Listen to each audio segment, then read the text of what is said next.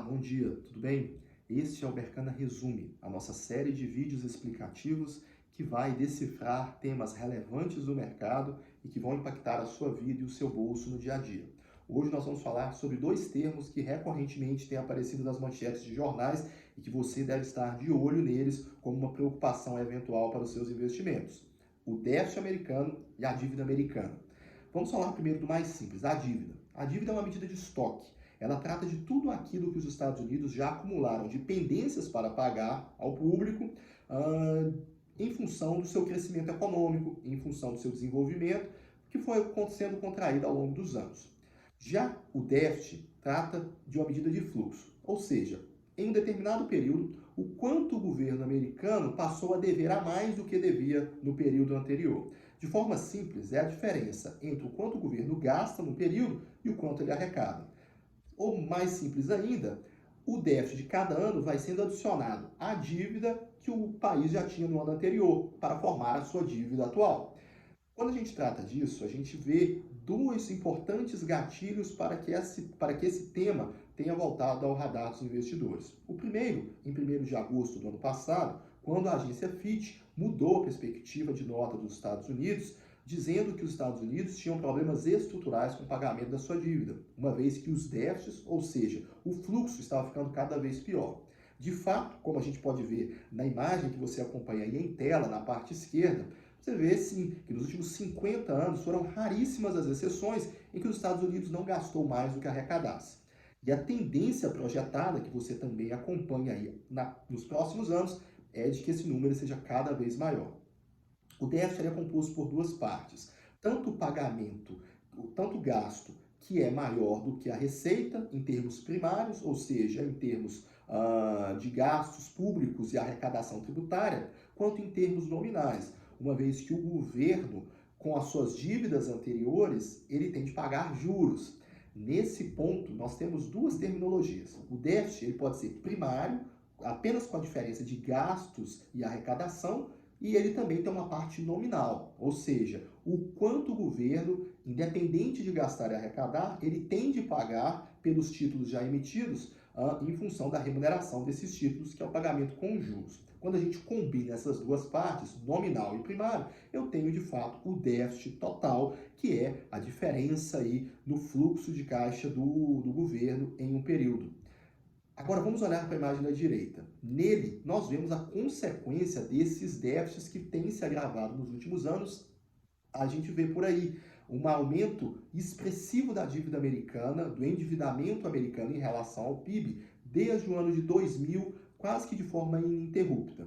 Se observarmos hoje a dívida detida pelo público, ou seja, que não estão com órgãos intergovernamentais, como fundos de pensões, se a gente observa só a dívida detida pelo público, e esse público pode ser tanto americanos quanto estrangeiros, a dívida pública americana que está nas mãos do público, ela toca basicamente 100% do PIB americano, o que dá uma magnitude de 27 trilhões de dólares e também coloca o endividamento em termos de PIB no pior momento dos últimos 100 anos, sendo comparável apenas ao final da Segunda Guerra Mundial, quando os Estados Unidos teve diversos planos de reconstrução, seja de países que haviam perdido a guerra ou mesmo de modernização de sua própria economia, uma mudança de estrutura para uma economia pós-guerra.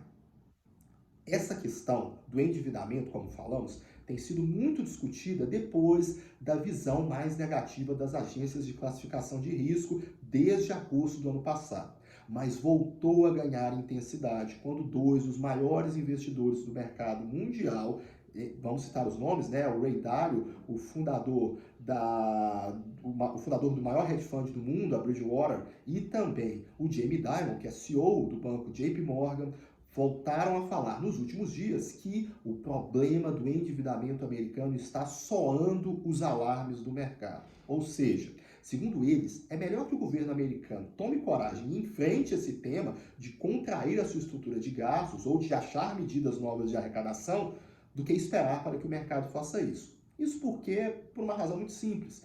Porque se o mercado for fazer isso, for forçar o governo a tomar uma atitude, ele vai fazê-lo a partir de cobrança de taxas cada vez mais altas para financiar o Tesouro Americano. Isso significa que, se o governo americano não topar discutir medidas para colocar as suas contas no eixo, o mercado vai fazer isso de uma forma muito mais punitiva, distribuindo, né, esse custo com toda a sociedade, uma vez que as taxas de financiamento para o próprio governo americano vão ficar cada vez mais altas. A gente também tem que fazer algumas considerações.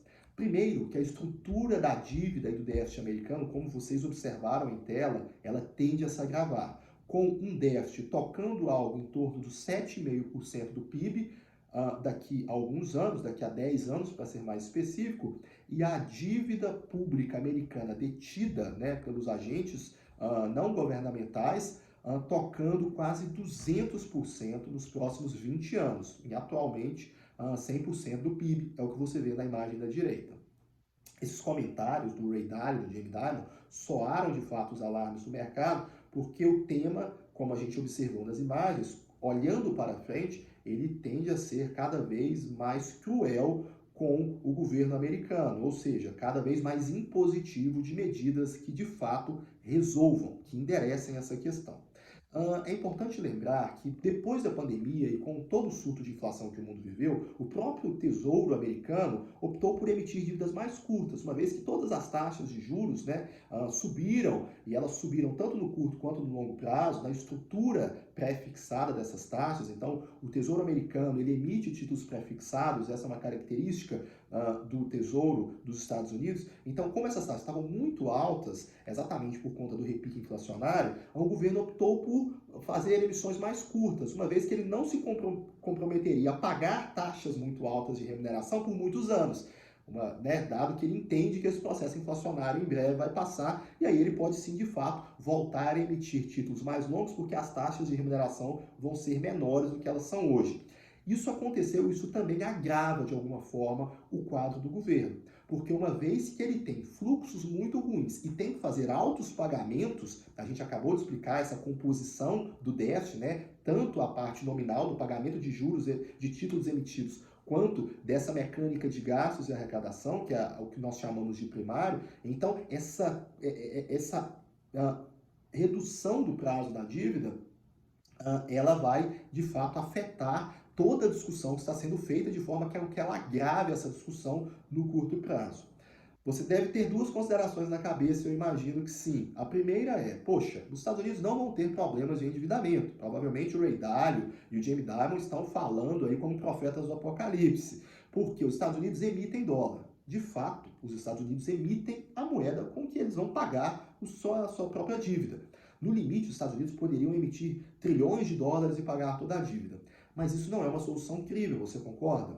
À medida que os Estados Unidos optassem por fazer isso desenfreadamente, haveria um processo inflacionário global corrosivo que se expandiria por todas as economias, uma vez que nenhum investidor, ao ver que os Estados Unidos está adotando essa estratégia, manteria muitos dólares para si, porque o dólar ia começar a perder valor, dado com que haveria muitos e muitos trilhões de dólares novos à disposição do mercado. Esse é um primeiro ponto. O segundo que você deve estar tentando relacionar também é o seguinte: tá bom, mas imaginando que essa discussão não vai ser levada ao limite dessa emissão desenfreada, quais são os outros ativos que podem se valorizar ou que estão relacionados às dúvidas que estão acontecendo com o cenário fiscal americano? A gente coloca dois que, vamos dizer assim, em um primeiro momento, já podem estar sofrendo os efeitos dessa temática de endividamento americano sendo trazido a primeiro plano agora na economia mundial. O primeiro deles, e também aí um dos mais óbvios, é o próprio ouro, uma vez que a oferta de ouro basicamente é limitada. Então as oscilações do preço dependem basicamente da quantidade de demanda que se tem pelo ouro. Você deve ter observado também a demanda por ouro crescente nos últimos meses e o ouro se classificando como um dos ativos com maior ganho no período de 12 meses. Você também deve lembrar das criptomoedas. Eles têm um processo próprio de oferta de mineração, ou seja, a emissão independe do que o Fed, o Banco Central Americano e o Tesouro vão determinar politicamente ou com que o Congresso americano tem alguma interferência.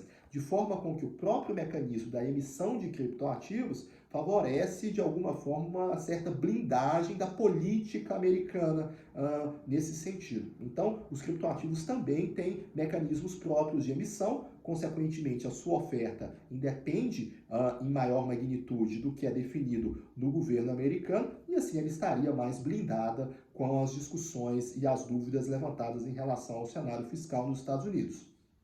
Bom, a temática não é simples e os investidores estão alertas, sobretudo porque o tema tem crescido de importância nos últimos meses. Sobre esse tema, nós voltaremos a falar à medida que os mercados forem evoluindo em relação a essa discussão. Muito obrigado por ter assistido até aqui. Um grande abraço.